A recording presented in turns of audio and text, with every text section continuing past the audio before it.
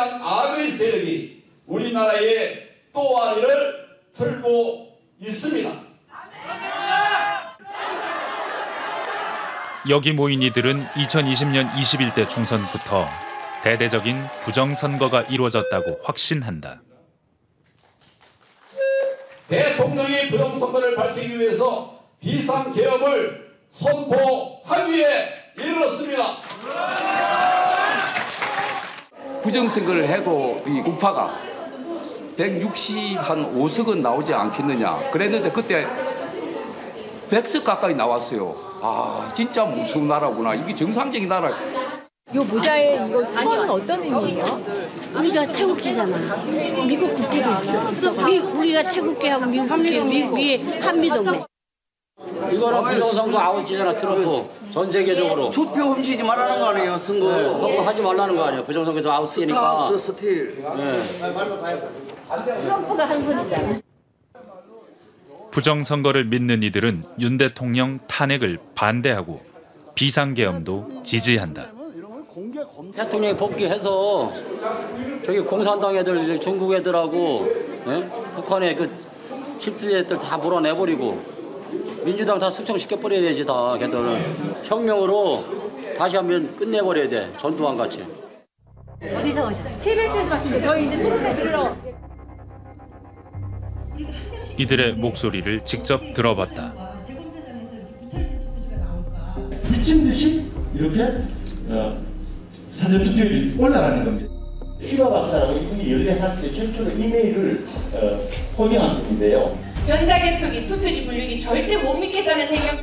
사전투표를 추가해서 넣겠다라고 하게 되면 어떻게 했습니까? 네. 자, 첫 번째 조작합니다. 이 세상 모든 전자장비는 해킹이 가능합니다. 그러니까 더 위험해지는 겁니다. 너무 간단해요. 해커들 속속 콩비면서 합니다. 교수, 변호사, 공직자, 연구원 이력을 앞세운 이들의 주장, 사실일까? 부정선거 관련 소송은 21대 총선에서만 126건. 그러나 법원은 근거 없다고 판단했다.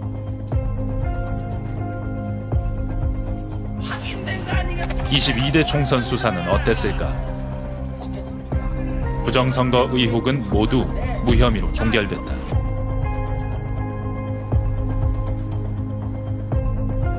그러나 이들은 수사 결과도 사법부도 전혀 믿지 않는다.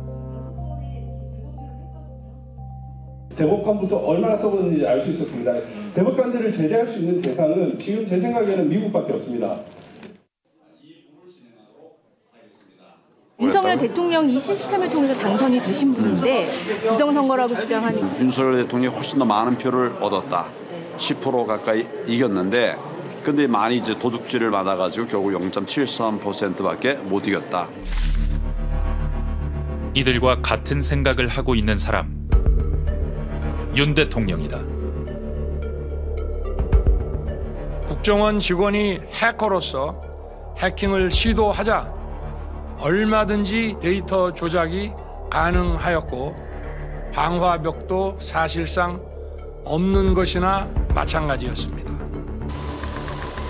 대통령 말은 사실일까?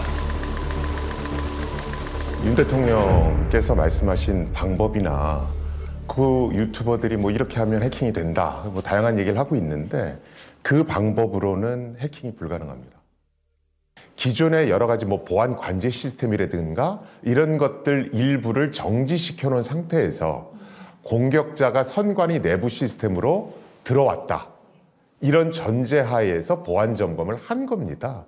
그래서 실제 정상적인 환경, 즉 보안 관제 시스템도 다 가동시키고 여러 가지 방화벽 같은 것들도 전부 다 100% 가동을 시킨 상태에서는 국정원이 했던 그 해킹 시나리오가 먹혀들질 않습니다.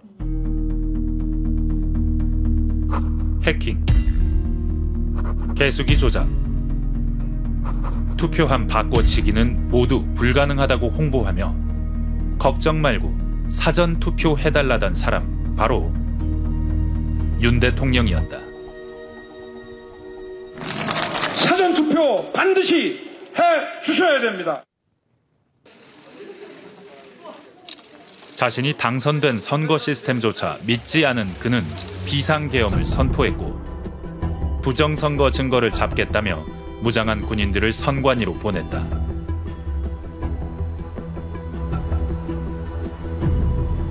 야구방망이, 송곳, 망치, 포승줄, 안대, 케이블 타이. 군인들은 이 도구를 이용해 선관위 직원 30여 명을 수방사 벙커에 가두어 신문하고 서버 등 전산 자료를 확보하려 한 것으로 조사됐다. 충격을 받을 수밖에 없는 상황이었죠. 일단 무섭죠. 실체적으로 물리적인 이제 폭력까지도 될 수 있었다는 게 저희 입장에서는 무섭고 두려울 따름입니다. 선관위를 공격하는 거에 그치는 게 아니라 저희 이제 민주주의 꽃이라고 하는 선거제도 자체를 지금 형용화시킬 수 있는 게 그분들은 이제 부정선거가 있다고 이제 각종 유튜브를 통해서 이제 믿으시기 때문에 저희 설명을 믿지는 않으세요. 유튜브 전체를 다 분석을 해요. 전체를 다 보면서 분석을 해. 어떻게 해야 되는 거를. 텔레비전, TV는 안 봐요. TV는 다 가짜니까. MBC, KBS, SBS 다 조중동 다 넘어갔잖아. 다 거짓 것만 보내잖아, 걔들은. 유튜브를 통해 세상을 보는 사람 또 있다.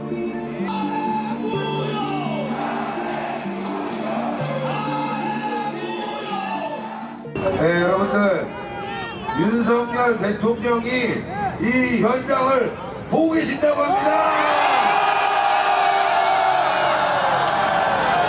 그래서 직접 이렇게 메시지가 왔습니다. 저는 실시간 생중계 유튜브를 통해 여러분께서 애쓰시는 모습을 보고 있습니다. 정말 고맙고 안타깝습니다. 저는 여러분과 함께 이 나라를 지키기 위해 끝까지 싸울 것입니다.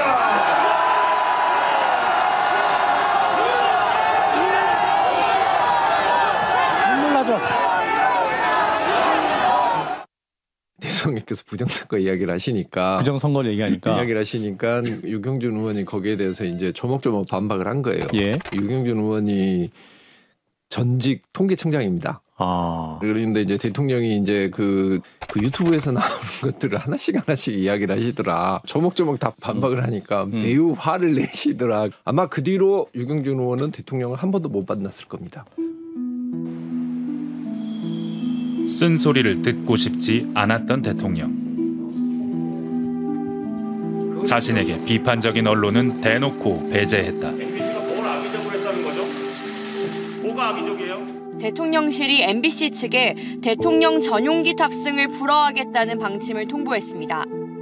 종편 기자들도 질문을 했지만 MBC 기자는 이번에도 호명되지 않았습니다.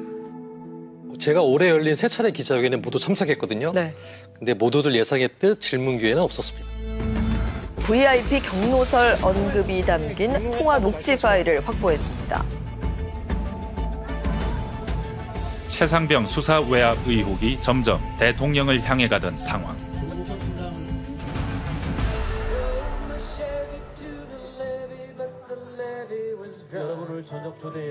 현안 질문은 받지 않은 채 김치찌개를 떠주며 선물을 안겼다. 국민들이 보기에 흐뭇한 모습이 아닐까 싶기도 합니다.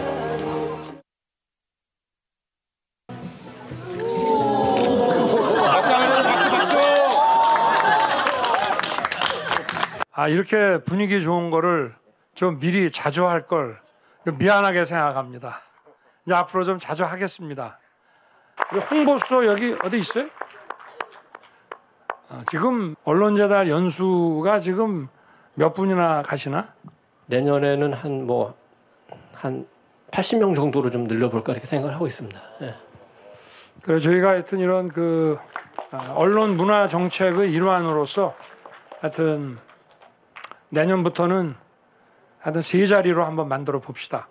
그래서 우리 기자 여러분 파이팅! 파이팅!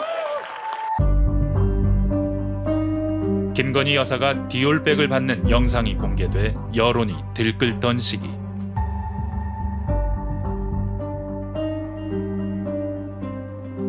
윤 대통령은 연초 기자회견은 건너뛰고 KBS와의 단독 대담을 선택했다. 현 상황까지 오는데 언론도 책임에서 자유롭지 못하다는 비판이 나온다. 대담의 여파는 계속되고 있다. 뭐 장난 같은 계엄, 잠깐 계엄 뭐 이런 식으로 얘기하면서 자신이 했던 엄청난 사건의 의미를 축소를 시키잖아요. 저는 거기에는 나름대로 언론은 자기 편이라고 하는 자신감이 있었기 때문에 그런 식의 얘기를 할 수 있었을 거라고 저는 봐요.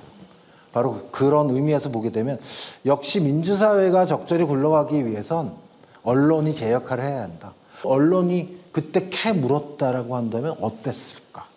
라고 하는 식의 생각을 저는 지금의 시점에서 더욱더 크게 얘기할 수밖에 없는 것 같아요.